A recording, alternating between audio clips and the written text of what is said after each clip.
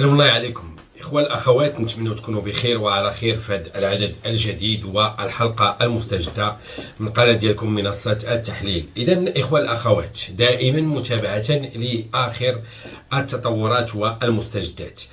غادي نحاولوا نتكلموا في هذه الحلقة الإخوة الأخوات على البدء ديال الإجراءات التأديبية من طرف الفيفا ضد الاتحاد الإسباني.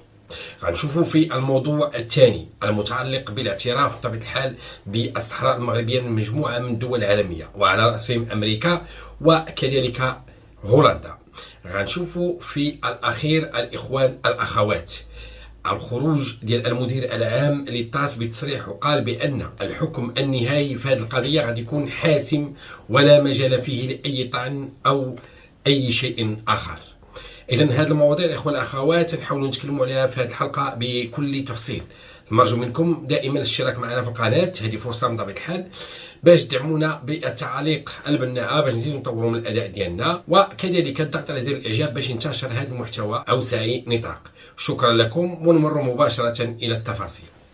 إذا كيف ما قلنا الإخوة الأخوات، فالموضوع الأول اللي نحاولوا نتكلموا عليه هو المقابلة المثيرة اللي كانت جراها المنتخب المصري مع المنتخب الإسباني بإسبانيا.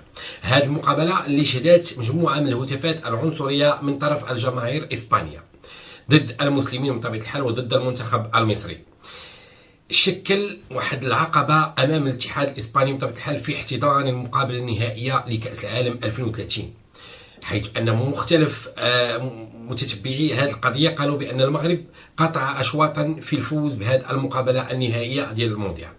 ولكن المثير في الأمر أن الفيفا بدأت اليوم الإجراءات التي يجب اتخاذها في حق بطبيعة الحال الاتحاد الإسباني، وذلك عقابا له على ما صدر من جماهيره هذه التي تشعل المدرجات بخطاب الكراهية والعنصرية. إذن هذه الآفة اللي أصبحت إسبانيا كتتخبط فيها بشكل اللي هو فاتح جدا غادي يأثر بطبيعة الحال على الدوري الإسباني بشكل اللي هو لافت، وكذلك على مجموعة من المقابلات التي تجرى على الأراضي الإسبانية. كنعرفوا الإخوة الأخوات الفيفا أنها ما كتساهلش مع العنصرية بطبيعة الحال، بحيث أنها تعاقب عقاب يعني سريع للغاية لكل من تلفظ بعبارات العنصرية. وحنا كنعرفوا بطبيعه الحال اللاعب فينيسيوس وما يتلقاه من طبيعه الحال خطابات من هتافات عنصريه من طرف الجماهير الاسبانيه وكذلك لامين يامال.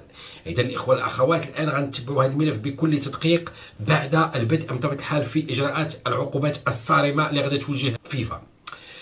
وبالتالي المباراة النهائية ديال كأس العالم 2030 ستصبح إن شاء الله بيد المغرب بلا محالة. فالاتحاد الدولي لحد هذه الساعة ما عجباش الطريقة اللي كتدور بها الجماهير الإسبانية الكرة بطبيعة الحال، ما كيعجبوش الطريقة اللي كتاخذها الجماهير الإسبانية في المقابلات ديال إسبانيا، اللي كتشكل يعني صدمة كبيرة لمجموعة من المتتبعين بطبيعة الحال. غنشوفوا الإخوة الأخوات السفير الأمريكي من الرباط يؤكد على الدعم اللامشروط للولايات المتحدة الأمريكية لتنزيل الحكم الذاتي في أقرب الأوقات بالأقاليم الجنوبية. وقال السفير الأمريكي: لا يلزم أن الشركات الأمريكية تنزل إلى الصحراء وتستثمر فيها بشكل اللي هو كبير وكبير جدا، فهي على أهبة الاستعداد بعد تحقيق هذا الحكم الذاتي بطبيعة الحال في أقرب الأوقات باش يكونوا المؤسسات أرض الواقع يعني ويشغلوا مع الإدارة الأمريكية الشركات الأمريكية العملاقة اللي غادي تبدا بطبيعة الحال الاستثمارات ديالها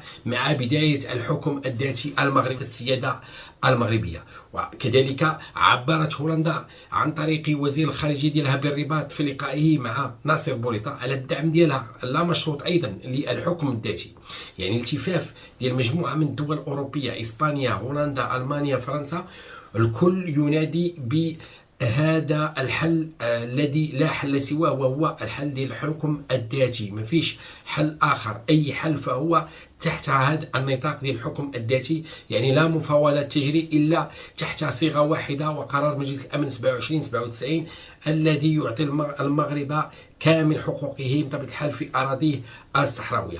وبالتالي فالحكم الذاتي أصبح السبيل الوحيد المقترح الوحيد والحل له أكبر درجة التحقيق على الأرض، وهو بطبيعة الحال الحكم الذاتي المغربي.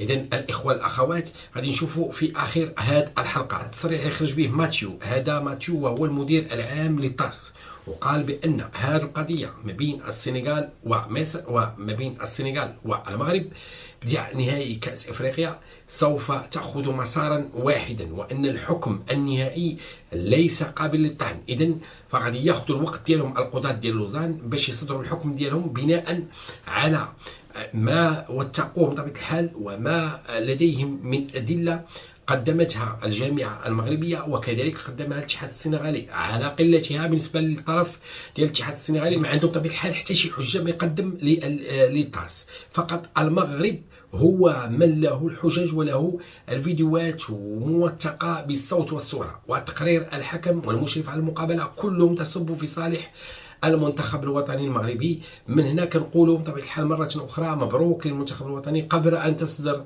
الطاس الحكم ديالها. علاش؟ لان لو ان الطاس صدرت الحكم للسنغال فغادي يصبح العشوائيه في المقابلات ديال كره القدم، غيولي اي واحد ممكن انه ينسحب ويرجع للمقابله يلعب. وهذا الشيء هما اللي باغيين يتغلبوا عليه بطبيعه الحال الطاس والفيفا من خلال معاقبه الاتحاد السنغالي باقصى العقوبات، وكذلك المنع ديالو من المشاركه في التظاهرات المقبله تقدر توصل به درجه حتى لهذه الدرجه ديال المنع ديالو من المشاركه في مقابلات رسميه او لا في تظاهرات عالميه.